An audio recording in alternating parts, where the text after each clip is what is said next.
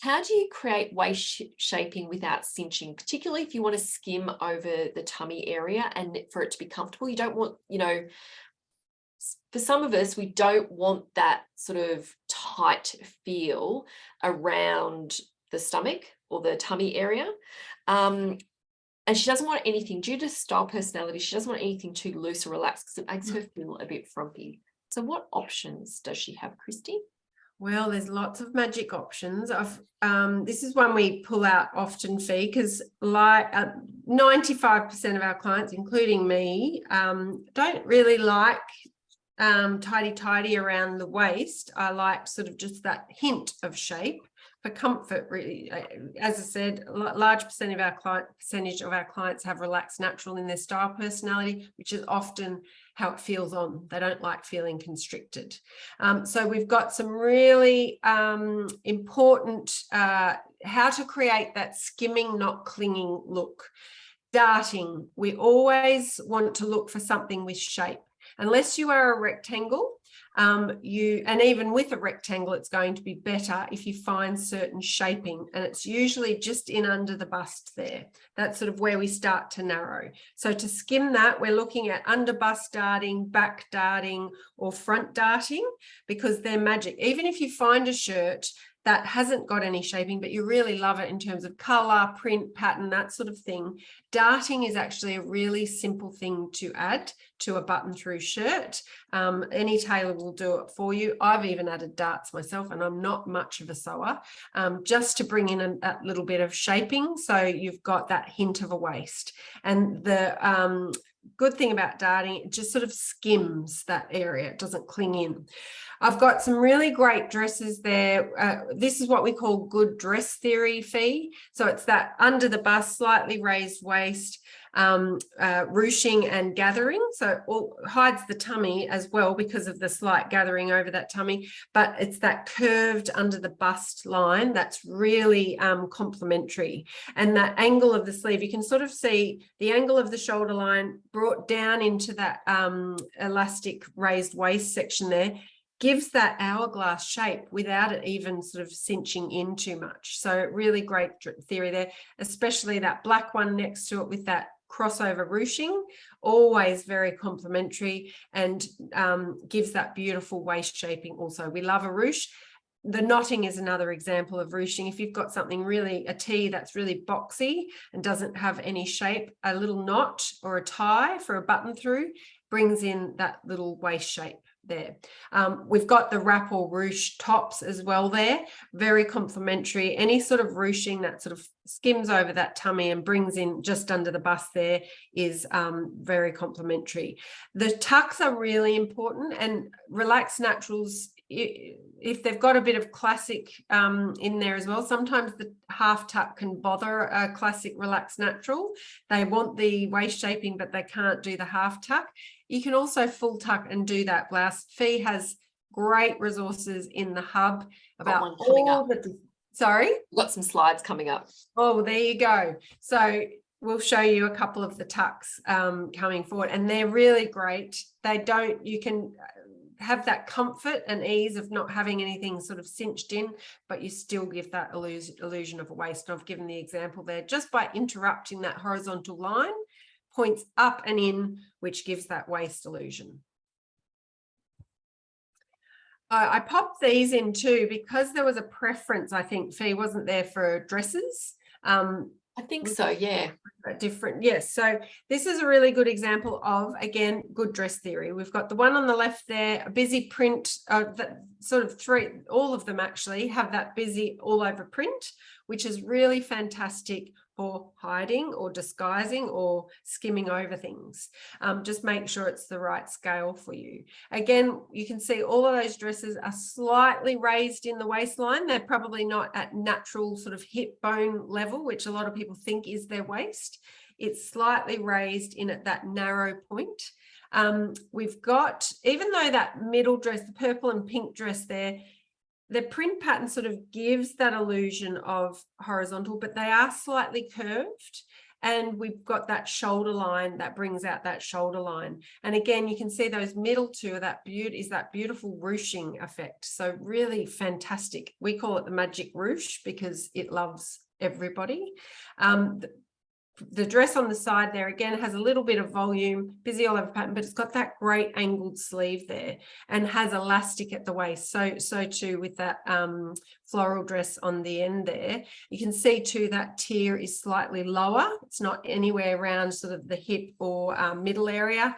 Again, it's got that slightly raised waistline there. So all beautiful, comfortable, non-clingy, and particularly that ruched one there, Fee, the blue one. It's made out of that beautiful heavy jersey fabric.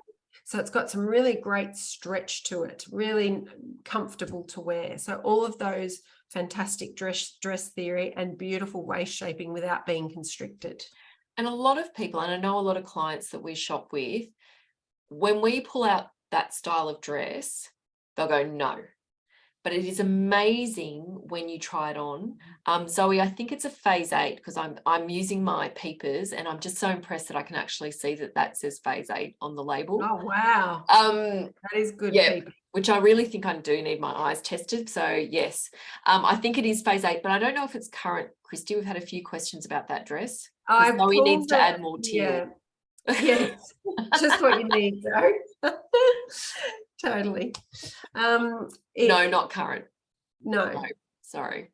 But yeah, so Anthea Crawford, phase 8, like this is their staple in terms of dresses. So Perry Cutton, they do that style as total well. winner. So please don't discount something it looks like it's really fitted and clingy, but it's magic ruching. It really works. And that heavy stretch jersey is fabulous. So some more tips. So I put this one in, Fee, because again, it's really sort of hard to get your head around, okay, how do but still that shirt looks like it's drapey, or I like to put this comparison in. And again, it's the different elements we're looking for. So if we take the blue shirts, top and bottom, you can see that the top one obviously has more shape because it's even got that sort of basically saying, this is my narrow part and I'm pointing up to a shoulder line, and it skims over the tummy because it's got a little bit of detailing. The bottom one on its own, as it's shown here, does look boxy. Only a rectangle could get away with that without sort of mucking about with it too much, but it's made from that drapey material. So that is one you could actually, on the hanger, would look like it had no shape, but actually you could add shape to it just by using a half tuck on its own, or adding some darting under the bust. So you can actually add shape if something doesn't have it by using those little tools. But you can see the top rust one there, it has that crisscross wraparound effect. So you can actually tighten that shirt to as tight as you need it to be, or as loose as you need it to be, just to get that waist shaping under the bust. That bottom rust one, very difficult to add shaping to because it is that ruched at the shoulder line there. You can't be adding darting to that sort of shirt. The back is probably the same. So again, really hard to add darting. And it's made from a stiff fabric. Very hard to add shape to something that's really stiff and has those elements there. If, for example, that red one on the end there, while it is, again, boxy, it has that great angled sleeve.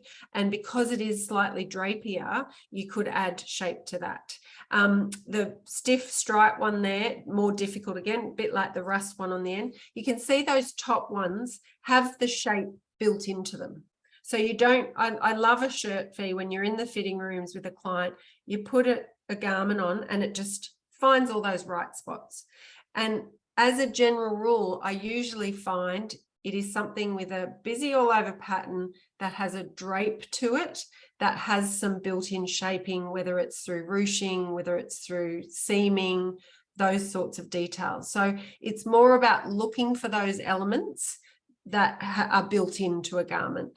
And stiffer fabrics generally are harder to add shape to. Yeah. They are. Now, pants can often be a bit of a challenge as well as feeling a little bit too constricted. But I love, love, love where we're heading. And my mother And pays me out about it. But I'm there's like, lots hello. of this around at the moment, Fee. I think it's a byproduct of COVID, which I'm loving. It's time to go back to work, but we don't want to go too far and have full tailoring all the way around. And I'm loving how there's lots of this around at the moment, and particularly for someone who doesn't like to feel constricted around the waist. This, and particularly if we are doing those great half tucks, we don't have to actually worry about what's going on at the back, because it might be nice and loosey-goosey at the back, covering that elastic. If you are a true classic and have a bit of trouble with that, elegant classics sometimes would have an issue with this. But remembering, if you do those half tucks, then we've got party at the front, relaxed at the back. So we want that lovely streamlined tailored front. You can see in all of these they have that, but we've got that beautiful comfortable elastic at the back. So brilliant. I've added those two bottom ones, particularly those black ones. They look like a traditional pair of pants. They've got the buttons, zip fly, absolutely classic and tailored at the front, but have that beautiful elastic at the back. The drape navy ones they're that beautiful heavy drape fabric that are fantastic. So fall really beautifully and feel absolutely like track pants on. So use your Google shopping search function to type in half elastic, all the words I use to find these: half elastic pants, tailored at the front, elastic at the back. Use all those keywords in your Google shopping search and these all will come up for you. So Julie, oh, sorry. I was just going to say, I think maybe Trenery, Suzanne, might be Sasha Drake, but there's a lot of that around at the moment. And Julie is saying, as a rectangle, elastic waists are a nightmare as they slide down. I was actually going to say these are perfect for triangles and hourglasses, because we can often find most pants we find are made for rectangles in terms of the waist hip ratio, whereas we often find hourglasses and triangles, because we have smaller waists compared to our hip measurement. It's really tricky, and we have the opposite effect where we have to do the little triangle cutout and things like that, but not with elasticized pants. Elasticized pants for triangles and hourglasses. Especially because some of the wider leg styles are really great as well. But even if you did find that you had to go up a size to fit across that thigh, you can still do the triangle thing. Yeah.